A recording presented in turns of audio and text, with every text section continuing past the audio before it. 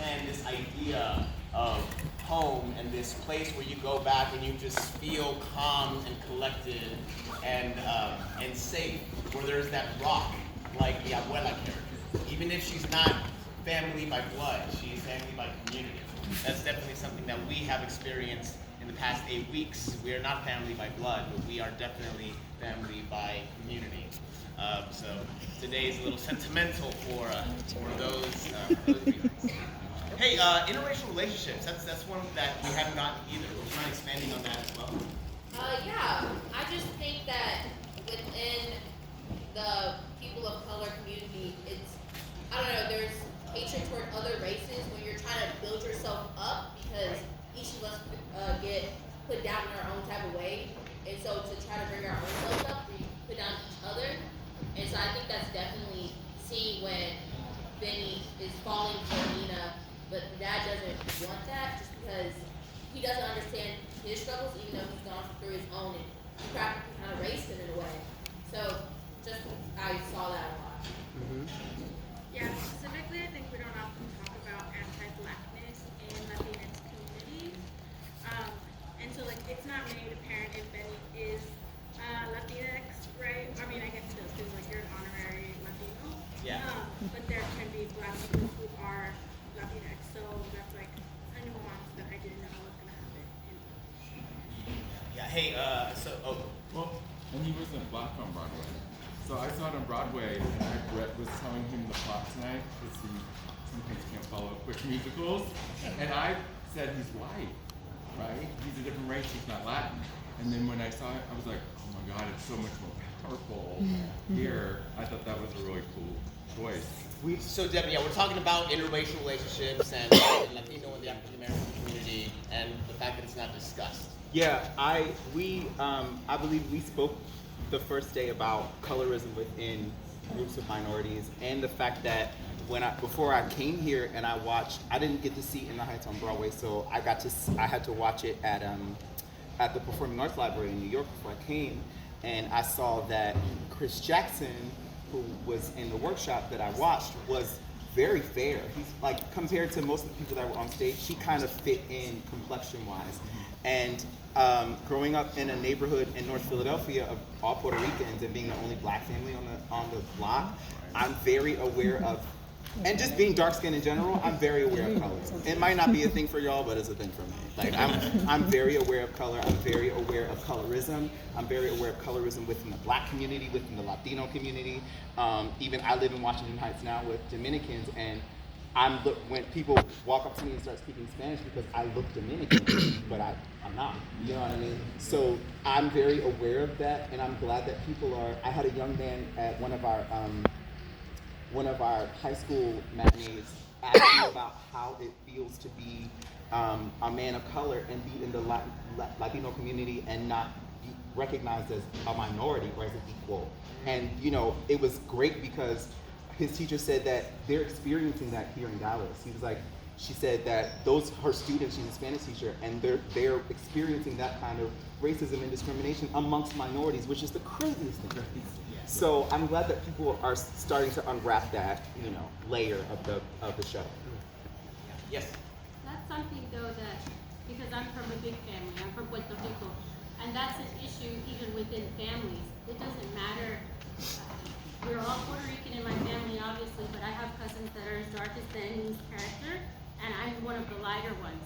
And I'm the pretty one because I'm the white one. And so it's an issue even within our culture where you look at someone, even in black culture, and I'm not trying to speak on something I don't necessarily know, but you look at a Beyonce and you look at someone that's darker than her and she's put up to a higher ideal because maybe she's got the lighter hair or the lighter skin. So it's an issue even within our own culture where some of the primos are less loved or less praised because they're darker. Or even they Photoshop when they put her on a magazine, they Photoshop her to be lighter. Yeah. Which is a thing, even in the African culture. I have a friend who's Ghanaian, and she was like, people in Ghana are still bleaching their skin because it's still that's a form of self-hate that's just so crazy to me. Great points, fantastic points. Hey, we have time for about 2 more questions and comments before we have to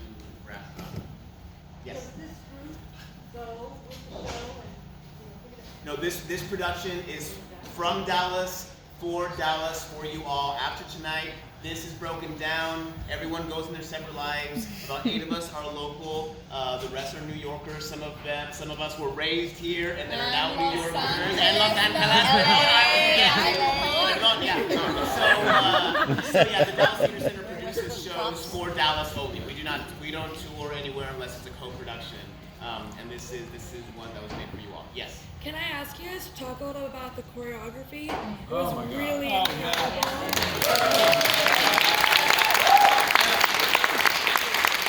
So, Ricky Tripp is an incredible choreographer. He got to work on the Broadway, the off-Broadway, and the workshop, and he was also in Hamilton, so he's very well versed in all things Andy Blankenmuller. And he wanted to make sure to be able to tell the story so that if somebody who is hearing impaired couldn't hear what was going on as we're moving, we're still narrating the story. So if you notice, even if we weren't singing, we were still communicating through movement. Specifically, for example, something that I like to use a lot is when we point to the ground in the opening and in the finale when he's talking about legacy, we're pointing to our heritage, the people who came before us that paved the way for us to. So every little move, whether it's a point or whether it's a look or whether it's a gesture, it's all helping to narrate this beautiful story. Yeah. Can I ask one more add-on? Yeah. What was it like rehearsing for that? Because you guys it's non-stop. Or sometime we're someone's doing 10 So we minutes. rehearsed for 3 weeks, 8 hours a day, 6 days a week. And let me tell you, it's the best diet. I've lost so much weight. But I mean, it's honestly, it goes back to training and to working out and to physically conditioning and eating right and taking care of yourself. Because that's 8 hours a day. We're on our feet dancing. And going to sleep. The whole day. I sit on a stoop and sing a lot. So some of you may have lost weight.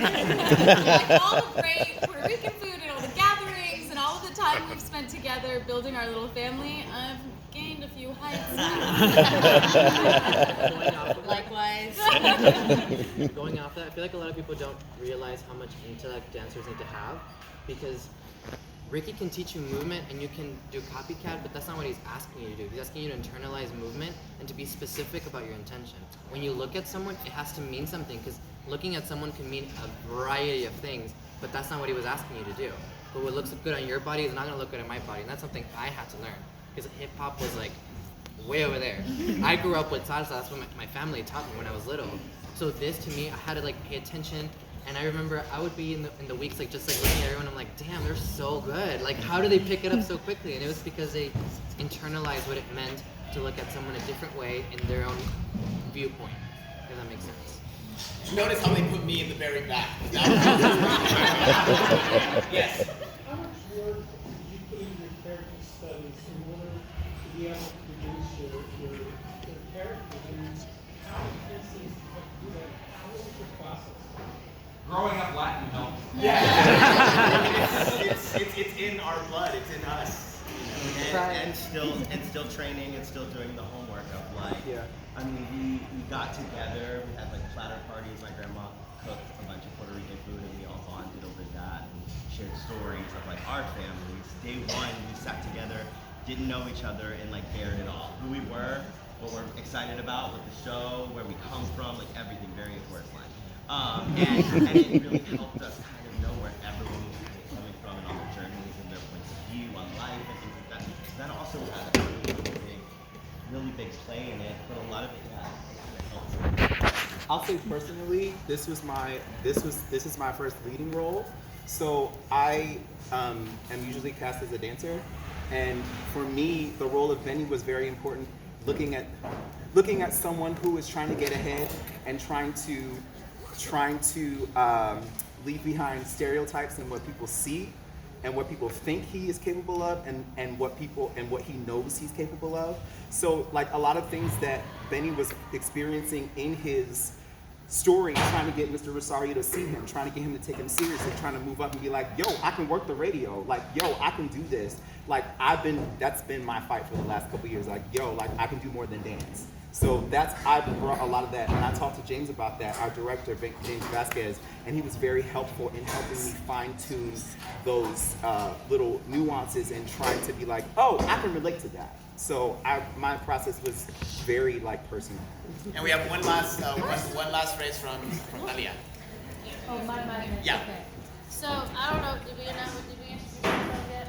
We haven't. I'm Talia. I played Daniela. I look a lot different than you probably recognize me from about 10 minutes ago. I just wanted to make a brief announcement. So I did the last 2 shows, severely injured. I sustained a pretty nasty injury, and it was brought to my attention actually during this show that there's been a lot of discussion on Facebook and the social media about the handling of the situation. And I wanted to officially stand here and say that Dallas Theater Center, our producer Sarah Beth Grossman, our music director Gary Adler, and our stage manager Megan Winters were incredible over the past 48 hours. They helped me come to my own decision that I felt empowered in making. Nobody forced me to do these shows.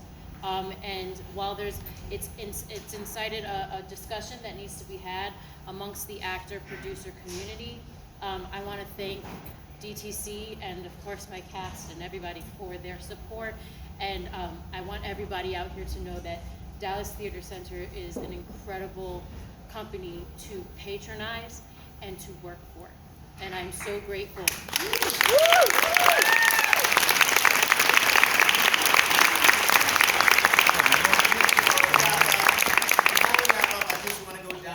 One last time so that you all can get our name and our character. So we start with you.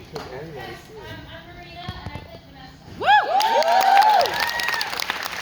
Hi, I'm Miranda and I play Carla.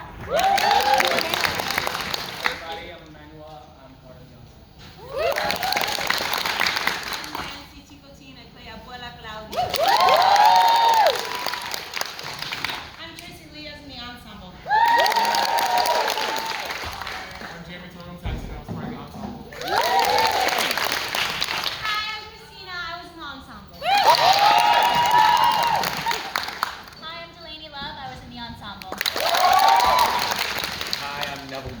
I'm also in the ensemble. Hi, I'm Tiffany Solano DeSena, a proud Briarly resident acting company member, and I play Nina. I am Chrissy Guerrero, and I play Camila. I'm Xavier Cano and I play Snobby. I'm Jonel Roberts and I play Benny. Hi, I'm Jorge Guerra, and I am a proud member of the ensemble. The face speaks for you.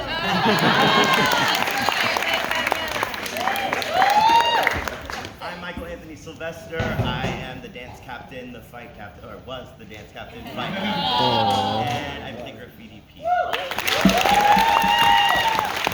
I'm Kevin Solis and I play the Hidalgo guy. No, you guys? They know who I am. Sorry. I'm Daniel. Kevin?